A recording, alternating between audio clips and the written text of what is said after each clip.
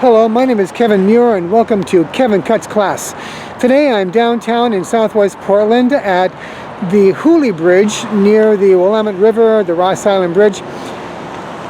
Now, you may well be saying to yourself, alright, he's at the Hooley Bridge today, and so what?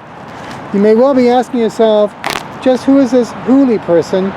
And you are right to ask that, and that is why we're here today, to walk across this bridge, and you're going to hear my answer to a problem in our society and what you too can do about it. It's called the call to action. All right, so this really is not actually just the Hooley Bridge.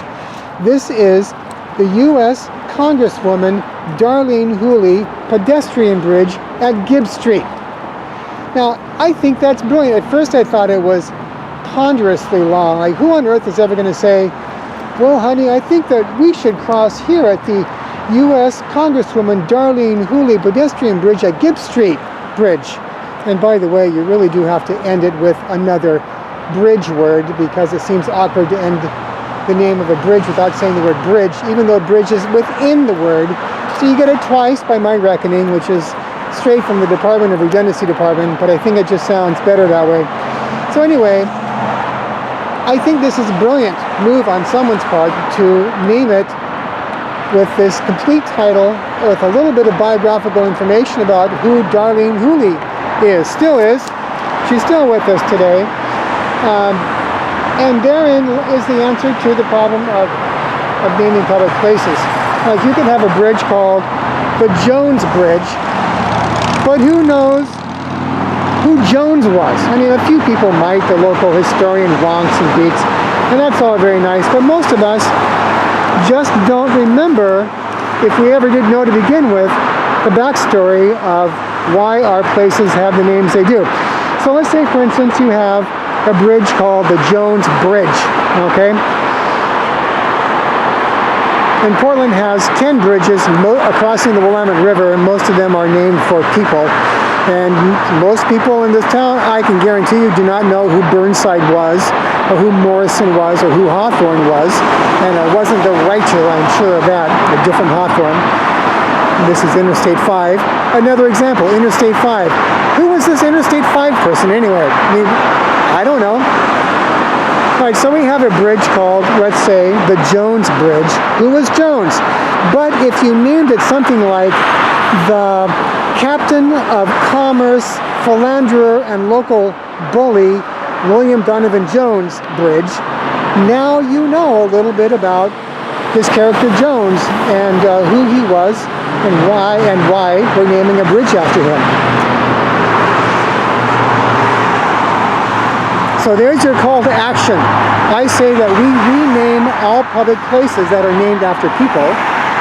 Rename them so that there is some biographical information and we know what's going on with that person.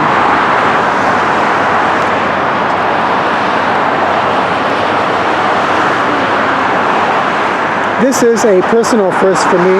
I have never been across the U.S. Congresswoman Darlene Hooley pedestrian bridge at Gibbs Street Bridge ever before in my life, except maybe once, I guess. Alright, so this is probably my second time. You know, and it's a fine, fine bridge. It certainly would be no less fine if we're merely named the Hooley Bridge. But I have to say, my level of appreciation is all the higher knowing that I am walking across the U.S. Congresswoman Darlene Hooley pedestrian bridge at Gibbs Street Bridge.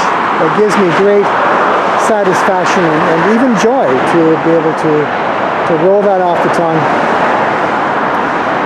And we're coming to the end of the U.S. Congresswoman Darlene Hooley pedestrian bridge at Gibbs Street Bridge.